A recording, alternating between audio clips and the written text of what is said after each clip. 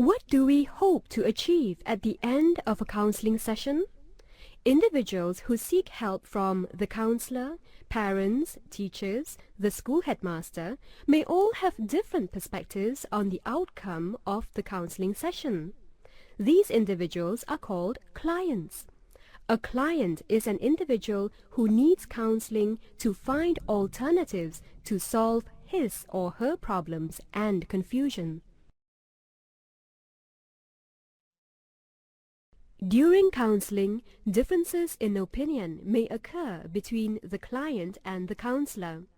However, this should not deter the process of counseling because the outcome of a counseling session is determined by the client and the counselor.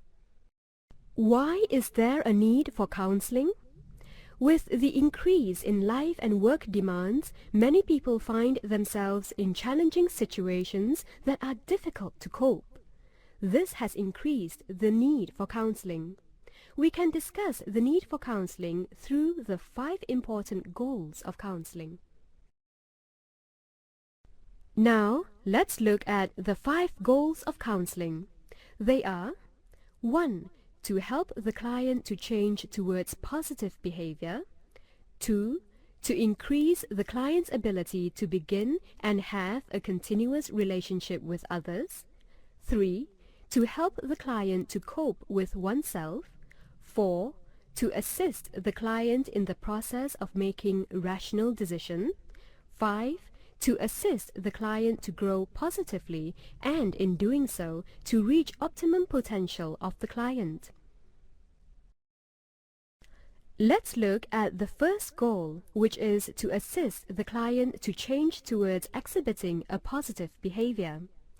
This is to help the client to display positive behavioral changes in order that the client may have a more productive and satisfactory life. A client may be facing difficulties in interacting with the people around him.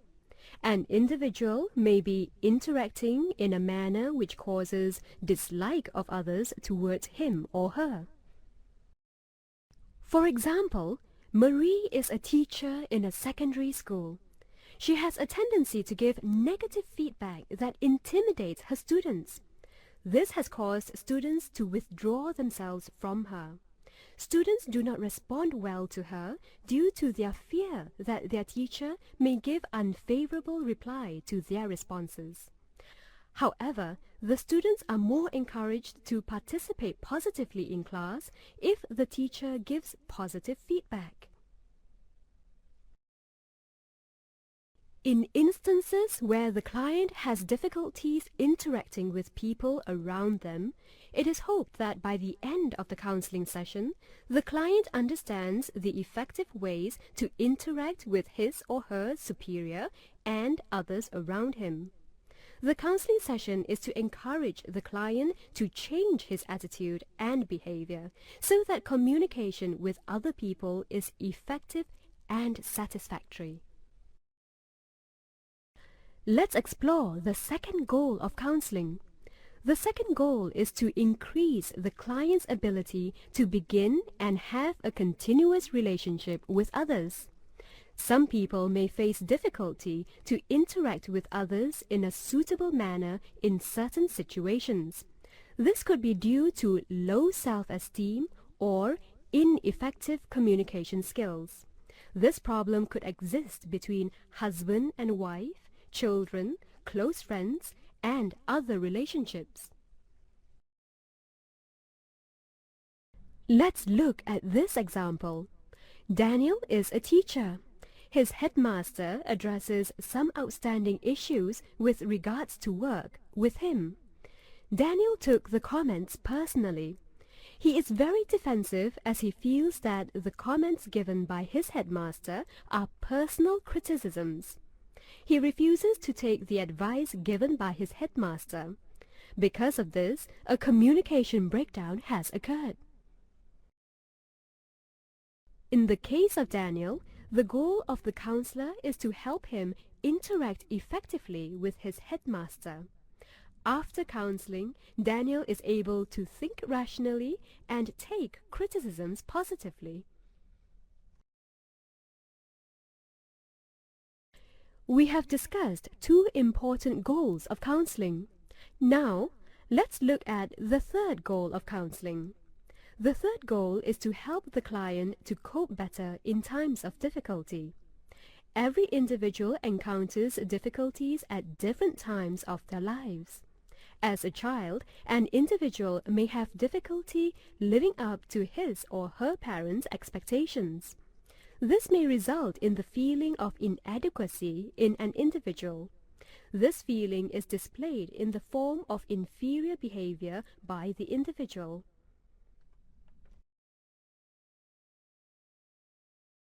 Let's look at an example of an individual who is not able to cope with himself. Shahrul was always reprimanded and criticized when he fails in his exams.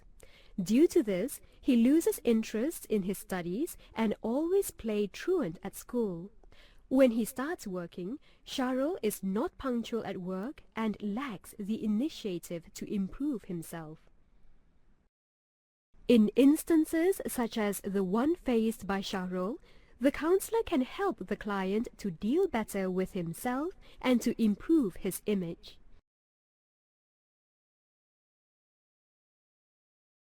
The fourth goal of counseling is to assist the client to make decisions rationally. Some people faces difficulty in making rational decisions. They are worried of the consequences they have to face when a decision is made wrongly or inappropriately. They feel that making good decisions involve risks in terms of finance, time, satisfaction, and etc. Basically, these people are not comfortable in indulging in any form of risk. Let's look at one example. Sean is always dissatisfied with his work. He experiences a lot of pressure and is worried of making changes. In cases such as Sean, the counselor can help the client by looking for the root of the problem. The counselor helps the client to find out the source of dissatisfaction and evaluate the client's values and priorities.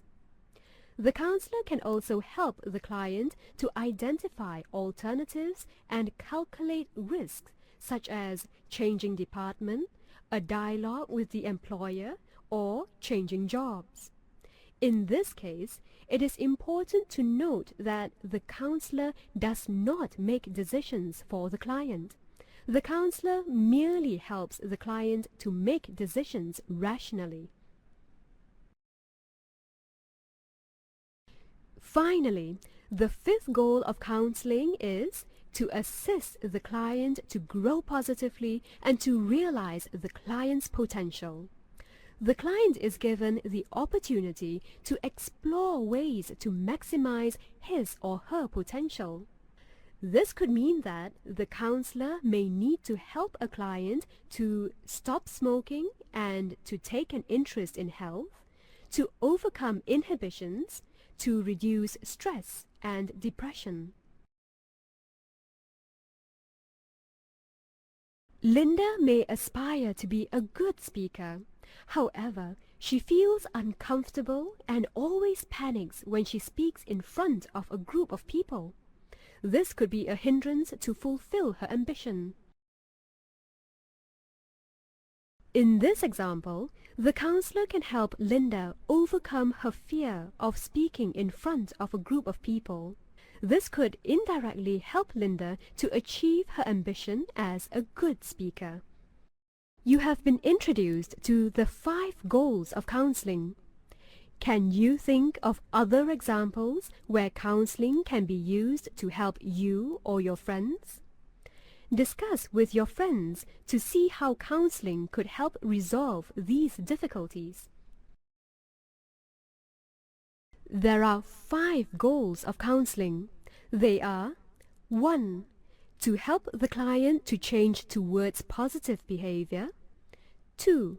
To increase the client's ability to begin and have a continuous relationship with others. 3. To help the client to cope with oneself. 4. To assist the client in the process of making rational decisions.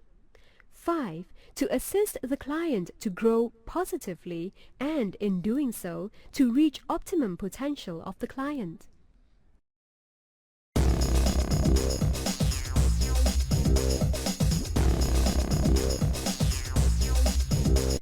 Individuals facing psychological distress or crisis have the option of utilizing group counseling.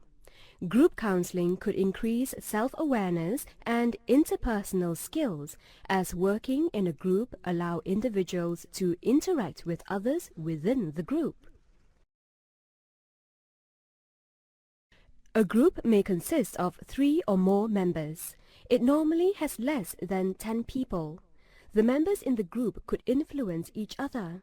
As such, we can say that group counseling is the utilization of group interaction to facilitate self-understanding and change in behavior. Group counseling can be discussed in 2 aspects. 1. Types of group counseling. 2. Advantages of group counseling. Let's look at the first aspect, the types of group counseling. Generally, 2 types of groups are discussed in this lesson. They are 1. Guidance groups and 2. Counseling groups. Other types of groups are therapy groups, sensitivity groups, and T groups.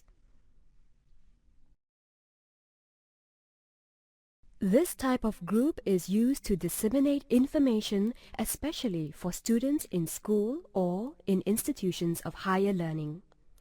Topics discussed in group guidance are normally determined by the counselor. However, the students are more encouraged to participate positively in class if the teacher gives positive feedback. Information dissemination would include information about the abuse of drugs, unsafe sex and its relation to AIDS, and issues related to moral decay. Topics that are normally discussed in this type of group are time management, attending interviews, learning skills, choosing a career, and preparing for exams. The second type of group is group counseling. The focus of group counseling is on the individual and not on topics. This type of group has between 5 to 10 members.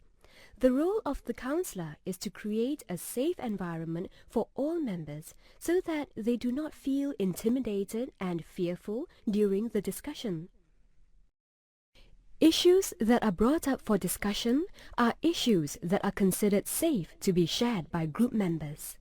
The discussion may include issues related to family, interpersonal relationships, issues related to self and personal difficulties.